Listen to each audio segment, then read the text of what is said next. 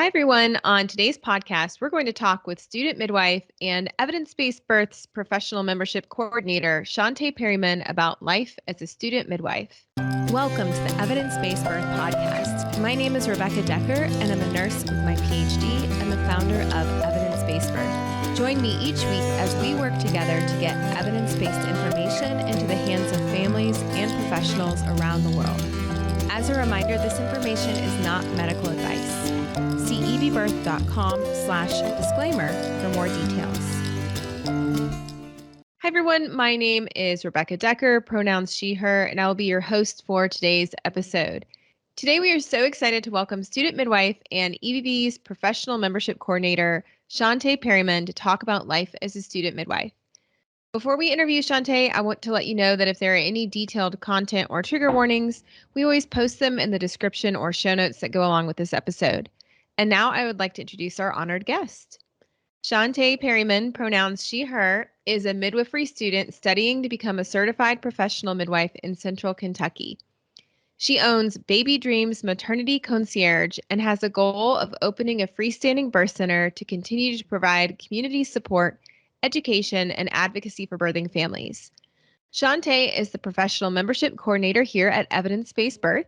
She is also a professionally certified birth and postpartum doula, a certified childbirth educator, an evidence-based birth instructor, and a spinning baby certified parent educator. So Chanté does all the things. Chanté also volunteers with the Kentucky Birth Coalition, helping to advance legislation for midwives and families. In her spare time, she loves reading, lettering, drinking hot tea, and traveling with her family to explore local museums and restaurants. We are so thrilled that Chanté is joining us today. Welcome to the Evidence Based Birth podcast. Thank you for having me.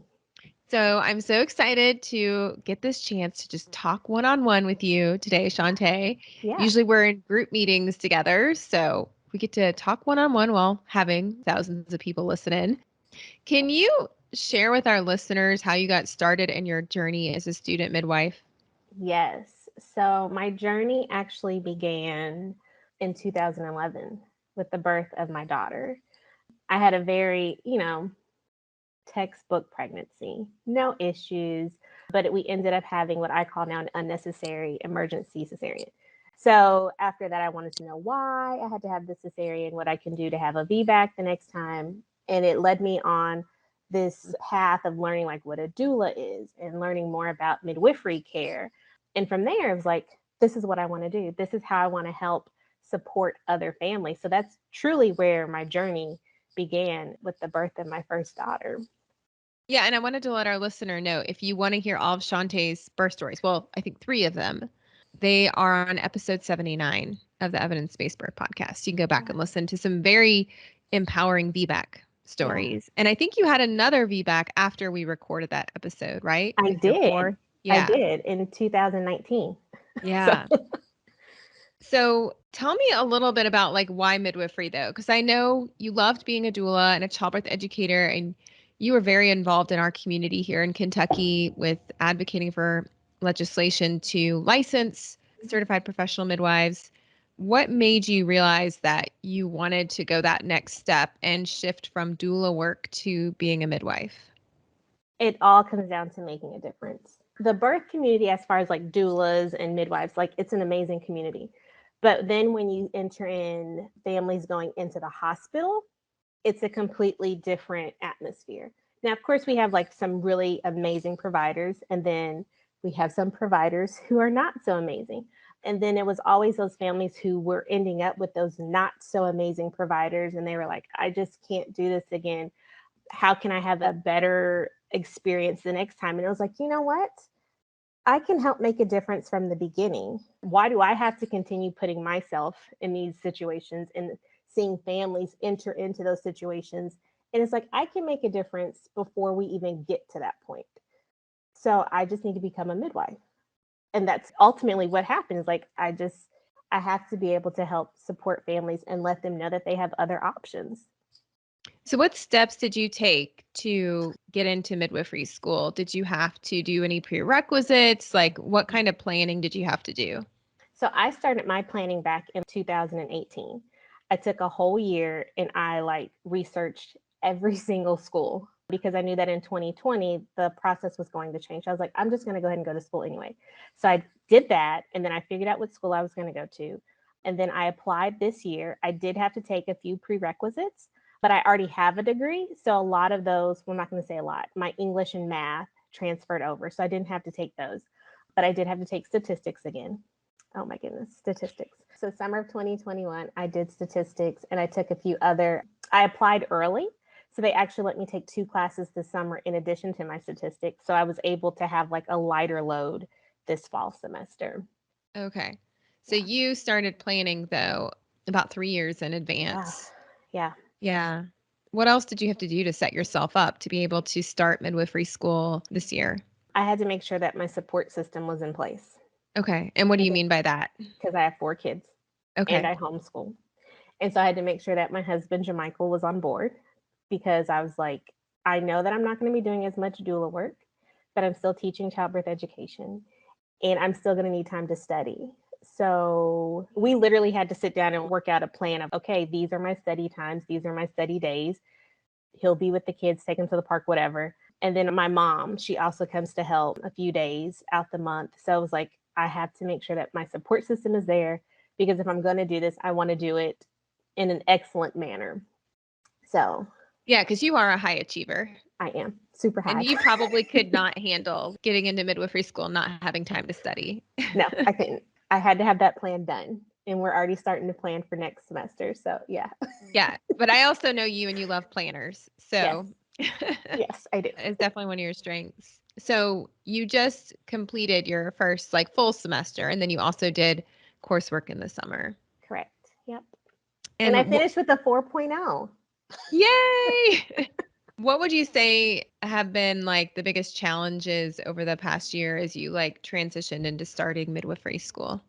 Just with the whole pandemic thing. So I'm attending Mercy in Action, which is based out of Idaho. Mhm. So all of our learning is online right now because of the pandemic.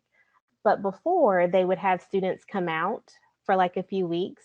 So that has been a challenge because now I don't get to be able to do those classes in person. Now I'm gonna have to try and figure out how I can do them here in Lexington. But that's been the biggest challenge of just not being able to do the one-on-one hands-on support with them in person. Mm-hmm. So having to kind of be part of that whole shift to mostly online Mm-hmm. education has been challenging. What are some of the rewarding experiences you've had over the past year? Oh my goodness. Just learning so much from my textbooks and just from being in class and being able to share that information at the appropriate time to like students. I did take a few virtual doula clients, but that's another story. But just being able to share the information that I've learned with them. Like as a doula, I didn't know some of these things. But Mhm. now as a student midwife, it's like, oh, I know more about preeclampsia now, and this is what I learned, and this is what you can share with your provider. And then that gives them like, oh, I now have this tool and I now have this information also, and I can go back to my provider with this. And so it makes them feel even more empowered. So that's been like the most rewarding thing. So you're taking what you're learning in school and you're already passing it on to your Mm-hmm. childbirth education Mm-hmm. students. So you're Mm-hmm. still teaching and you're teaching the EBB childbirth class, correct? Correct. Yes. Yeah. And I know some of my friends have taken your class and Yeah. had amazing experiences. So that's really cool that you can take that more advanced information and help more families with it. What are some other things you've learned? You mentioned preeclampsia, but I know sometimes you'll be studying and you'll post on Instagram, like, I learned this today. Oh Like, my. what are some things that are covered in midwifery school that you weren't given info about when you trained as a doula? So the placenta. Oh my goodness. I think I'm falling more in love with the placenta and just all the amazing things that it does. As a doula, it's like, yeah, that's your placenta. That's what keeps your baby living. And, you know, like the very simple, basic things. But then once you really start to like learn its function and how it's created and what it does, it's like, oh my goodness, like that's amazing. Another thing, oh, pelodimetry, how your pelvis is shaped and how that could potentially have an impact on like if your baby can pass through. Like it's just these things that nobody ever says to you. And it's like, wow, if somebody told me that my pelvis was too narrow from the beginning, And then we could like have a discussion beforehand before it's like, oh, nope, you're rushed off to cesarean now. But nobody explains to you why you had to have a cesarean. Because And do you learn about how pelvimetry is a very inaccurate? We haven't got that far yet. We've just learned how you can do it and the spacing of it. That's as far as we got. Okay. So you basically learned that it's something that clinicians know how to do, or at least are aware of. Interesting. Yeah. I think we're going to talk more about that. We have a whole section on the failure to progress article that we're going to reveal later this year. We're updating that article, and we're going to have a whole section on the history of pelvimetry. And you might not know this, Chanté, but there's a big history of racism with the science of pelvimetry and a lot of abuse of that measurement to coerce people into C-sections and that sort of thing. So we'll talk more about that later. Just for our listeners to stay tuned. Okay. So what are some takeaways for any of our listeners who are like interested in going to midwifery? And specifically, you're going into direct entry midwifery, so you're not going through nursing school first and you're not doing the CNM path. So what are some takeaways you'd like to share with others on like how people could prepare if they want to become a midwife in the kind of path you're taking? I would say research all of the different programs because there's quite a few of them, but I knew that I wanted a program that was going to be at least 4 years because that's just how my brain works. I need the book. You wanted 4 years of education. Yes, I wanted all of the book work and then the hands-on portion. Research a program that you can also do the clinicals with someone in your community. And then if there's the option to do clinicals at your school, do that also. I'm a person of knowledge. Like I just love learning. So I want to know all the things. Another tip I would say is find people in your community who you can like call and ask questions. For me, I shared this one-on-one in our work chat today. But for me, like I'm a person of community. And right now I feel like I'm missing that. Like I don't have somebody like, hey, I'm learning about pelvimetry in school this week. What are you working on? What information can you share with me? So see if you can find others in your community or just in your class, in your cohort that you can call up and be like, hey, let's talk about this. Do you understand this? Because I don't. Maybe you can give me better insight. I think those would be my tips. Research your schools and find community. Mm-hmm. And when it came to researching schools, so you mentioned there is also for people who want to become certified professional midwives, there's the apprenticeship path. Mm-hmm. But you knew from working on legislation in Kentucky that was going away in the state of Kentucky, at least. Mm-hmm. So you knew you would have to go through an actual accredited school. Did. Yeah. Was there anything else interesting, other options you learned about when you were looking at schools? I did learn that there are some programs that are shorter, like 2 and 3 year programs, and they are more focused on just you getting right in there with the clinicals and doing the book work at the same time. But again, I knew that wasn't for me. But for others who are like, yes, I can do clinicals and book work at the same time and be done in 2 years, go for it. The sooner you can get out there and be a support in your community, go for it. Do it. So it sounded like you wanted to kind of more like ease into it, not go too fast.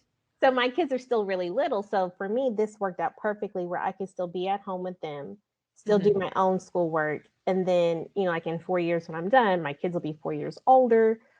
And so even if I'm supporting families in the community, I might only do 1 or 2 births a month, but I can still be here for my family also.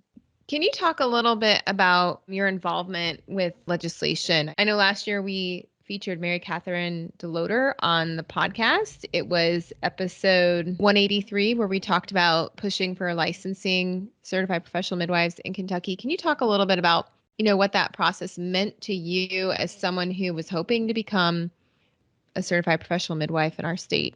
Mm-hmm. Yeah. The day that bill passed was like an amazing day. But the process to get there wasn't a quick process. It was a few years in the working. But it was just me being able to share my voice with legislators. Of course, here in Kentucky, a lot of our legislators are male. And then we also have some legislators who are in the medical profession. But as an advocate of families, I wanted to make sure that I was sharing their voices also so that they could understand that home birth is safe. Having a birth center, which that's our next thing that we're working on, having birth centers in Kentucky, they are a safe option. Some families don't want to be in the hospital for various reasons. But if we need to go to the hospital, we're thankful to have them, and we know that we can go there in a transport. But it was just making sure that they understood that these options are still safe options. Before we had hospitals, we were doing home births. So I just wanted to make sure that they heard that side of it also. Because of course, the big people with money, they're going to come in and say, no, no, no, no, no. We have hospitals. We're doing the same thing. Why can't everybody just come here? Everybody doesn't want that. Yeah. And I was lucky enough to be in the room with you when you would advocate with our senator, because we shared the same state senator. And he really listened to you, and he listened to Jamichael. And I loved how, like, you always made it a family event. Like, you brought your husband and your younger kids along, and you would sit there and talk about why it was important to you as a mom to have access to home birth. And as a future midwife, you wanted to be able to work in the state of Kentucky, and you couldn't until they passed this legislation. Yeah, because my long term, which is really not that long anymore, but like my next 5 to 10 year goal is to have a birth center. So before we can even get to the birth center, midwives have to be licensed.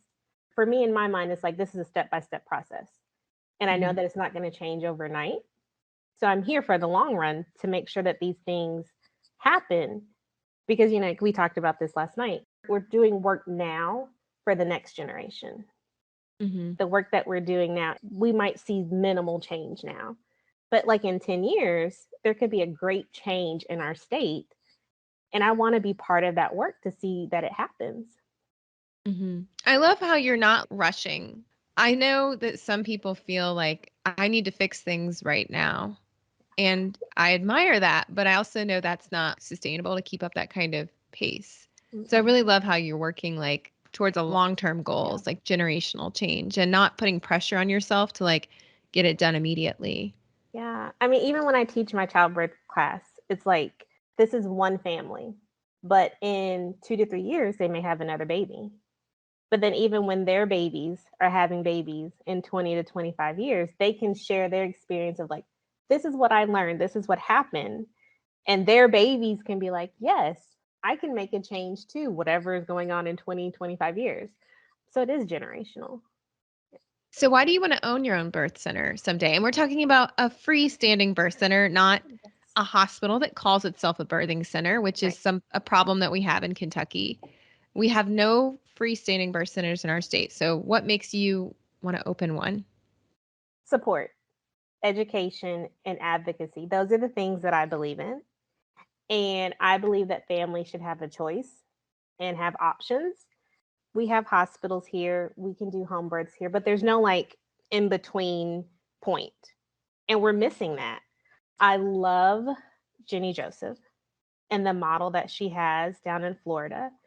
And it's like, wow, even if I could just provide something like that for families in our community, especially for families of color, because we do not, I think I could probably count on like one hand how many providers of color we have who like are in OBGYN. In the whole state.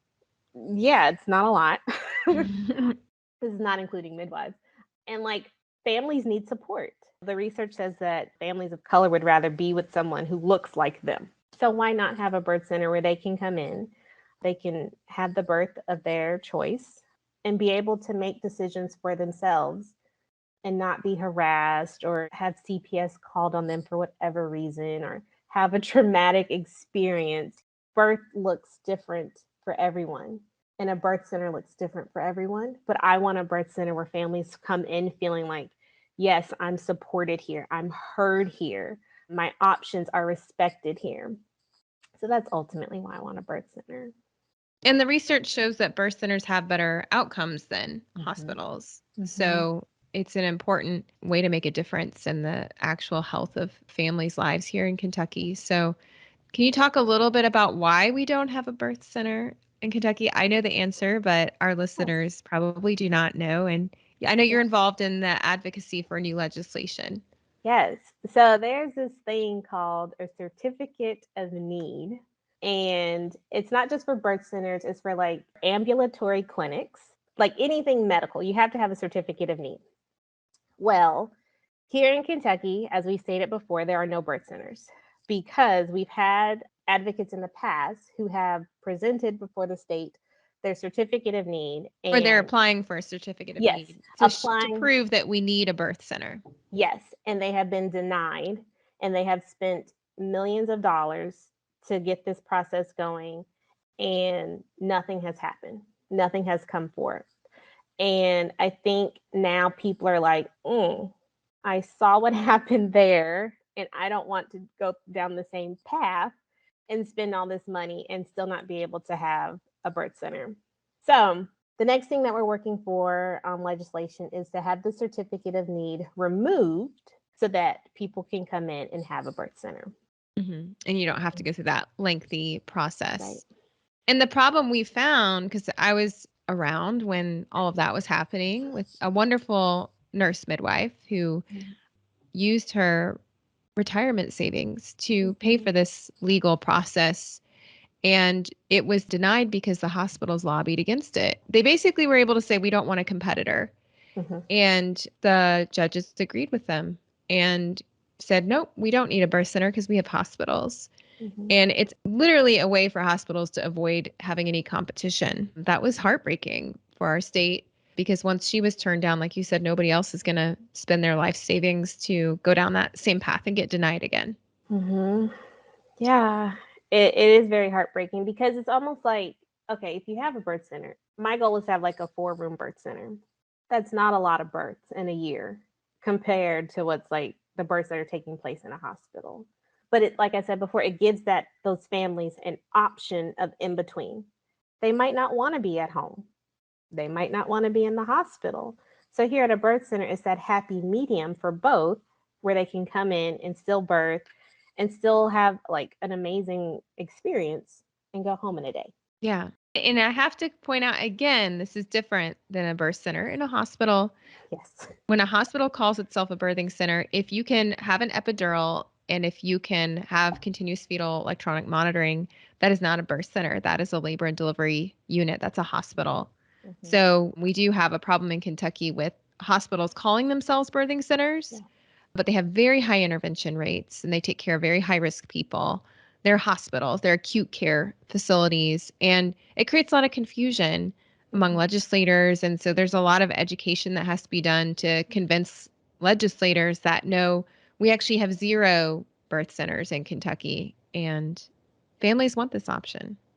And I think they're starting to understand that because the surrounding states have birth centers. And we're starting to see more families go to Indiana, Ohio, and Tennessee to birth at a birth center. Yeah, they cross state borders to go to one.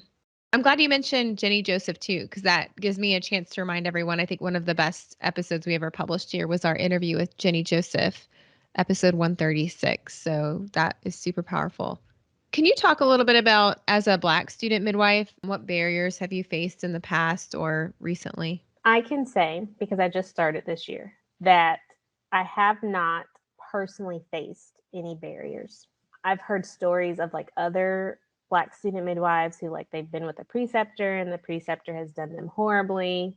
Thankfully, I haven't experienced any of that. And the only thing that I would say is probably like raising funds, like finding scholarships and finding monies for school, because a lot of programs, they don't accept the traditional funding. Like if you do the FAFSA and get grants, the way that they're set up, they don't accept those types of funding. So a lot of times midwives or student midwives are like having to raise this money and do the funding on their own. Another one for me is also that there are like no Black midwives here in Kentucky. We do have Amanda Chandler, who's in Indiana, and she can do births here in Kentucky, but like close to where I'm at, where we're at, there are no like Black midwives. And I would love to be able to like sit under a Black midwife and just learn, especially like the traditional midwifery. I think that would be amazing, but there are none here. So those are the things that I'm facing right now. And you raise a really good point about Black students having to have GoFundMes in order to pay for school. It shouldn't be that way.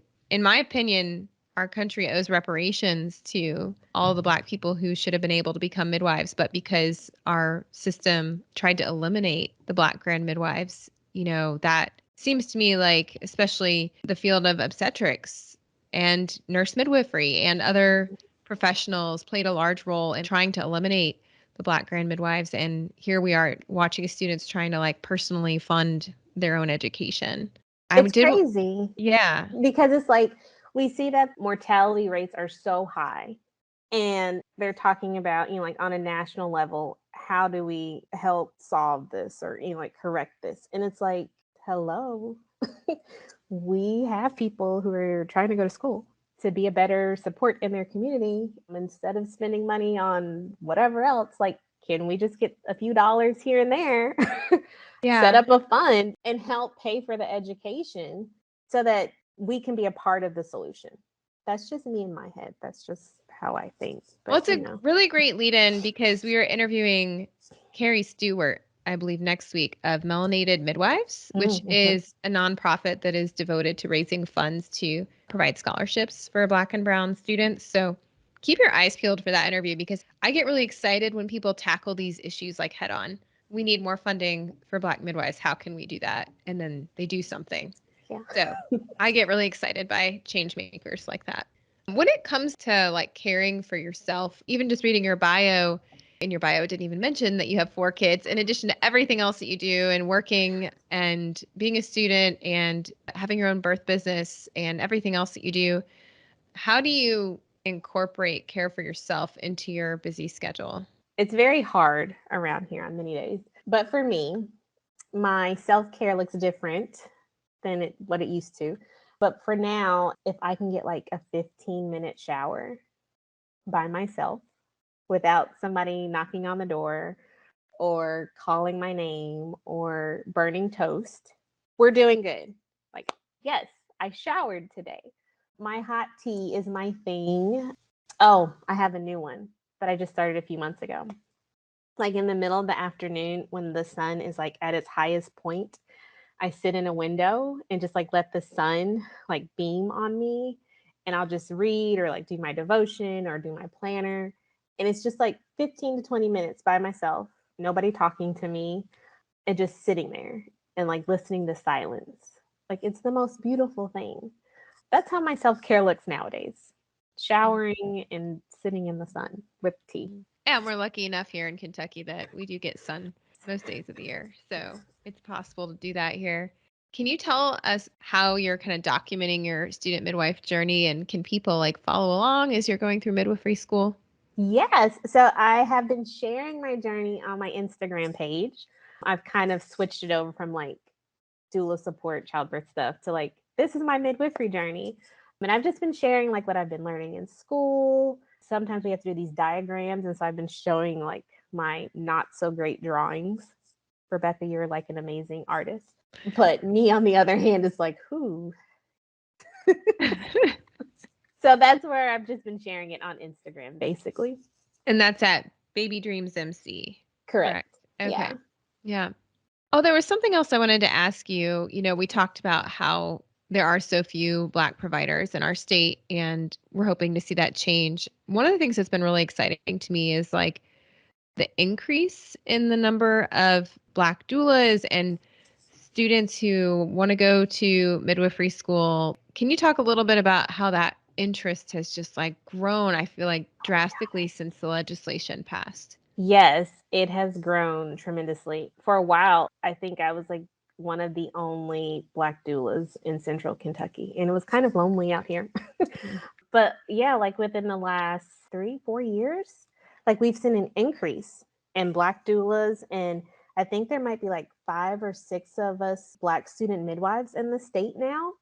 And like you said, I think that just changed after the legislation passed. And it was like, yes, I can do this now. I can get my license. I won't get in trouble for anything.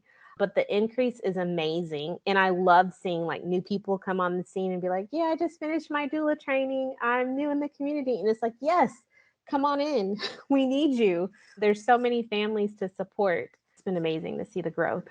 Yeah, it's very encouraging and exciting. I feel like we're entering like a new era, you know?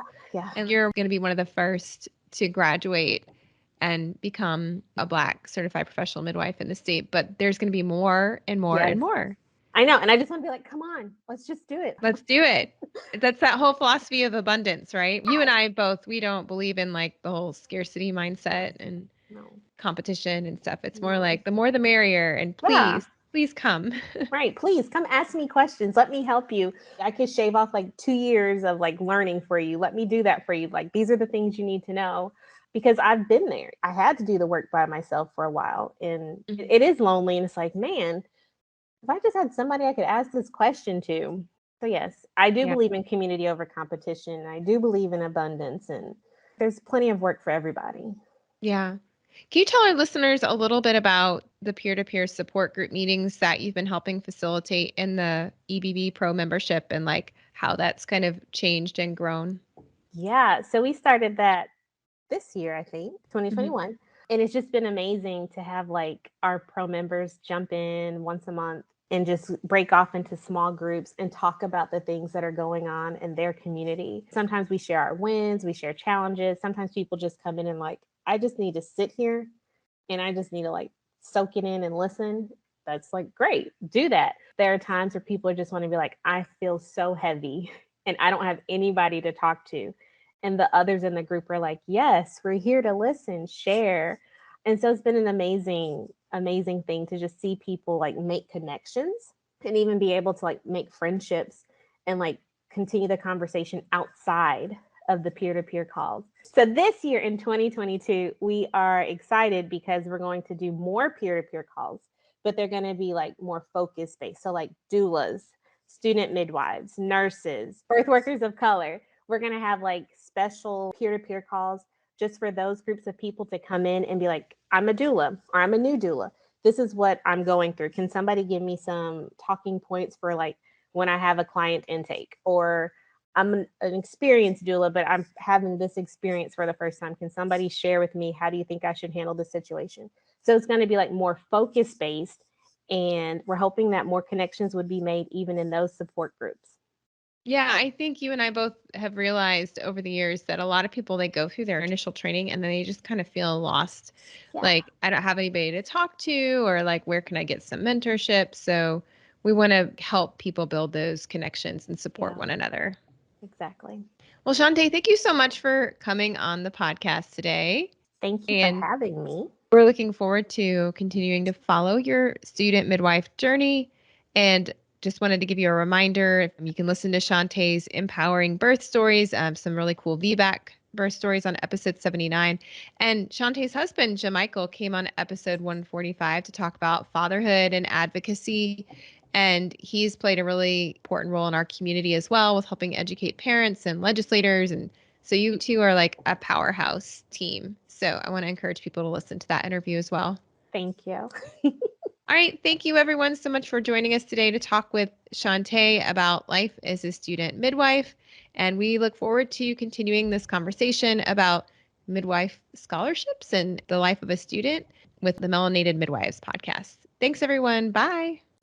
This podcast episode was brought to you by the book Babies Are Not Pizzas. They're Born, Not Delivered. Babies Are Not Pizzas is a memoir that tells the story of how I navigated a broken healthcare system and uncovered how I could still receive evidence-based care. In this book, you'll learn about the history of childbirth and midwifery, the evidence on a variety of birth topics, and how we can prevent preventable trauma in childbirth. Babies Are Not Pizzas is available on Amazon as a Kindle, paperback, hardcover, and Audible book. Get your copy today and make sure to email me after you read it to let me know your thoughts.